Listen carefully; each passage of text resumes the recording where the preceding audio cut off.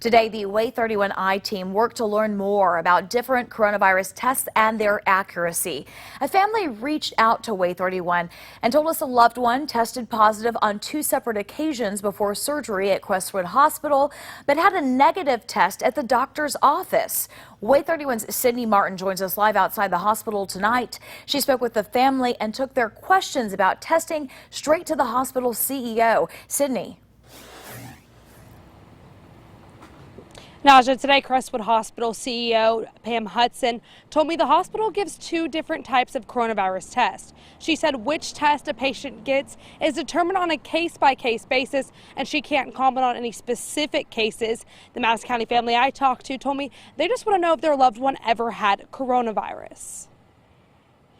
It's definitely frustrating because you got a loved one that needs a procedure that's what I consider, life-threatening, and then at the same time, you're being told you got COVID, go home, you can't get the procedure until you test negative. Scott Hudson told me he took his loved one to Crestwood Hospital in June for surgery, only to be turned away. Caused a lot of frustration and a lot of worry that I think was unnecessary.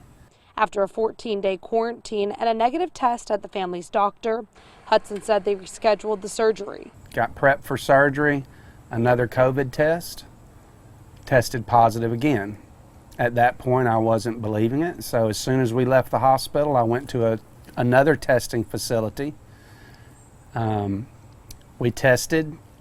A day later, came back, it was negative. Crestwood Hospital CEO Pam Hudson admitted some tests are more accurate than others. None of the tests are perfect. She explained the differences between the 2 different types of tests the hospital conducts. The antigen test is not as sensitive as we would like. It ranges, depending on the different types of tests in that category, might range from 15 to 20% false negatives. The PCR test, if that test is positive, you can believe it.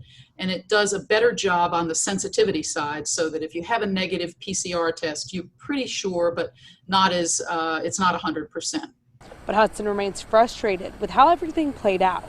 He thinks the hospital needs to test patients earlier on in the surgery process, and families should seek a second opinion if they're unsure about results. For surgeries, they want to do a test. I would say do not hook people up to IVs and get them prepped for surgery before you test them for COVID. Send them home before they have to go through all that. Now, Hudson's loved one did get the surgery they needed after the 4 coronavirus tests.